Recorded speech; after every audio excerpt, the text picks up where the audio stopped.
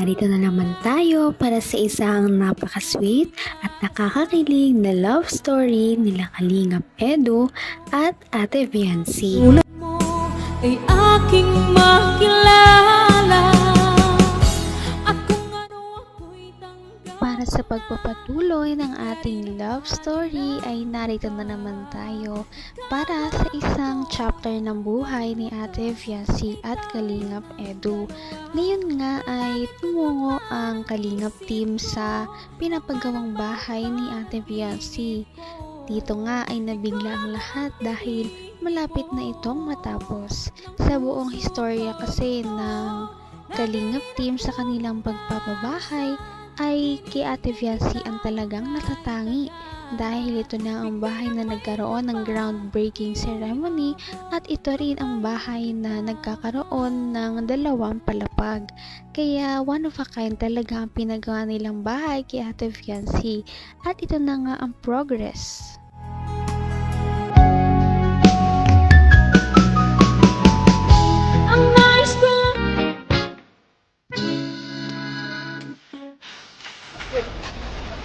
Oh my God! Grabe mga Kalingap, katutuloy lang po. Last 3 days ago ata. Pero, bihira yan. Hindi ako makapaniwala mga Kalingap na nakapagpatayo po tayo ng ganyan para sa beneficiary lang po. Tingnan nyo, grabe naman! Grabe guys, parang bahay ko na yan ah. Dream house na yan bro. Grabe guys. Paano may bahay ng gusto na laki? Grabe ka Viancy, sakalam ka Viancy. May Edo ka na, may malaking bahay ka pa. OMG. Grabe, thank you kay Lord. Thank you kay Lord. Sobra. Kasi yung imposible ay nagawa niyang posible, no? Kung ako lang, di ko po kaya magpagawa ng ganyan. Salamat din po sa mga sponsors. Thank you so much. Ayan. Sa team, sa K-Boys, syempre kay Kuya Bal. Thank you. Kay Ate Edna Vlog. Grabe mga Kalingap. Di pa tapos ang ribbon cutting, na-amaze na ako. Di pa napipinturahan. Di pa na lalagyan ng tiles. Grabe talaga. Wala akong masabi mga Kalingap. Syempre salamat din sa mga karpentero natin. Kay Super Mac, Super Andoy. Yan, at yung iba pa dyan, nandyan. Salamat din sa kanila. Todo effort nila dito sa pabahay na ito. Dami nangyari, daming pagsubok na nangyari, natigil, nahinto ng I think mga 1 buwan, 3 weeks. Kasi kinapos tayo ng budget, pero this time, may naipon na naman tayo, tuloy na naman po. No, para din po yan sa ano natin, sa legacy ng Kalingap. Habang buhay na po yan, na nakatatak sa Team Kalingap.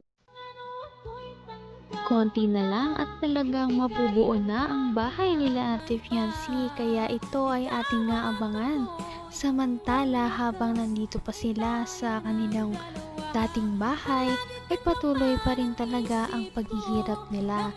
Kaya naman hindi na nga sila makapaghintay na makalipat at nangyari na rin iyon soon. Lamunin na yung kanilang lupa dito. Siguro dapat ay makalipat na talaga. Tay! Uy, grabe. Hello po. Grabe, Tay. Ang taas ng tubig, Tay. Magandang hapon po. Taas ng tubig. Magandang hapon po. Hi, wifey. Grabe naman si wifey. Wifey, oh. Diyan ko na muna yung... Pasok po. Ayaw mo po. Paalala. Pasok. Pasok po. Sigurado ka? Magandang pa ako. Pasok na po yan. Papasok ko yung katawan ko. Alam naman niyo. Opo ah. Ang bira, bakit nakalubog ito? Parang akong hinihigop dito eh. Ubus na yung foam. Ay. Hindi ko ano yung babasa. No, long time no see ah. Lunes pa yung huli natin kita. Mansari. Yeah. Ay, nga pala. Nay! Hello po, tita. Tita. Magandang hapon po. Grabe, busy pa kayo mag ano. Ay, masarap yan. Sige po. Gusto yung tulong po? Ano po ako dyan? Ano meron? Kailangan ng backup? Ay, hindi na. Ay, sige lang po. Ay, grabe. Taba. Kamukha na yung ano ko unan eh.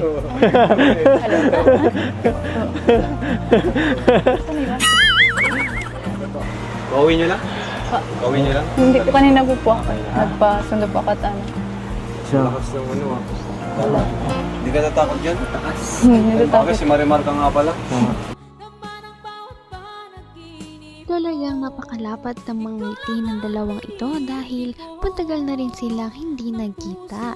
Kaya kahit kakatapos lamang ng bagyo ay talagang happy pa rin si Ate Fiancy na nakita na niya ngayon ulit si Kalingap Edu. Ano kaya ang dahilan kung bakit siya pumunta? Kita mahal. Nay! Hello po. Tita. Tita. Magandang hapon po. Grabe, busy pa kayo mag ano. Ay, masarap yan. Sige po. Gusto yung tulong po? Ano po ako dyan? Ano meron? Kailangan ng backup? Ay, hindi na. Ay, sige lang po. Ay, grabe. Taba. Kamukha na yung ano ko unan eh.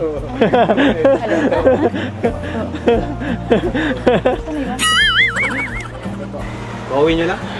Gawin nyo lang? Hindi ko kanina po. Nagpasundo po ako at ano. Siya. Lakas ng ano ah.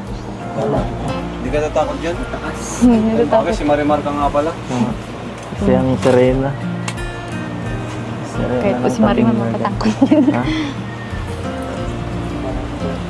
Siya no? Okay ba yan? Grabe naman. Paano walang ilaw tayo? Kulay blue kasi ang ilaw niya dito.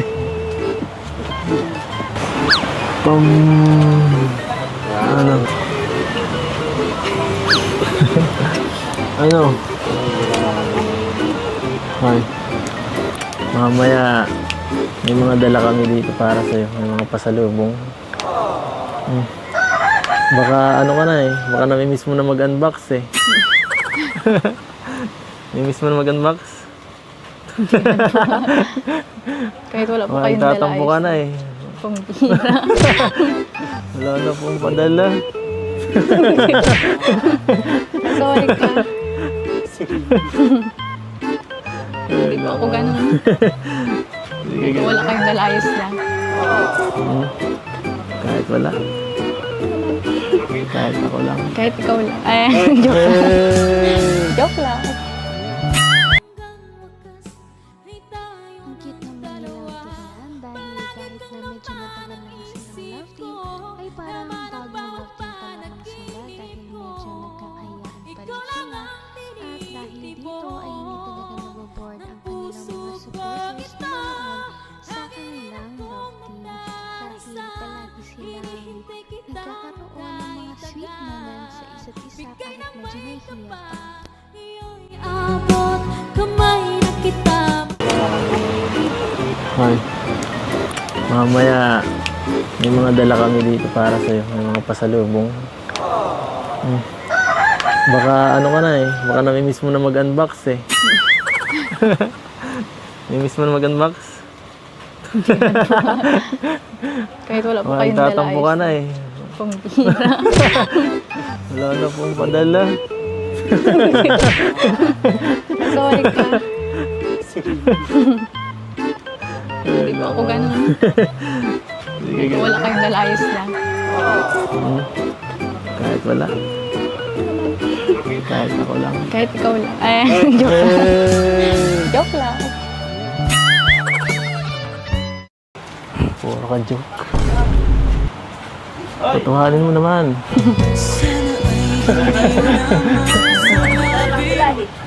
Ay. Ano? Saan ka galing? Sa school po. Sa school? Sayang. Galing din kami dun. Kailangan ko ya Robin. Kala ko masundo eh. Binilisan mo. Di mo kayo Natapos po agad yung ano namin ay practice at may nagkaano po doon. Nagpa-practice din ng ano. Siya nga pala. Wala kahapon. Ayos lang po yan. Hindi nyo man ako namimiss. Ayos lang, hindi mo man ako Ano sa namimiss. ganyan?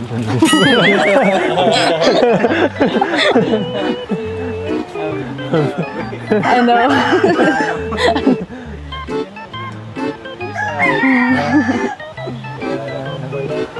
Dapat kasi nagsabi ka, kara na sundo. Kasi nagsabi ay... Sabi, late na. Maulan po baga kahapon. Kutsi naman ako.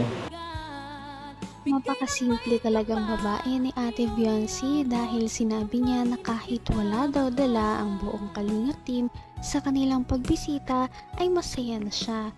Kaya naman ang mga ganitong tao ay talaga namang masayang pagpalain. Kaya ang makikita na natin ang mga binigay ng Kalingap team sa kanila sa susunod nating video. Napaka-sweet talaga nila at napakabait ng tambalang ito kaya maraming sumusuporta. Kaya naman sana ipatuloy natin silang suportahan at mahalin si Viancy, si Kalingap Edu at ang Kalingap team. Yun lamang at maraming salamat sa panonood. Abangan natin kung magkakatuluyan ba talaga si Kalingap Edu at Viancy. Hanggang sa muli! Bye! Ngayon'y abot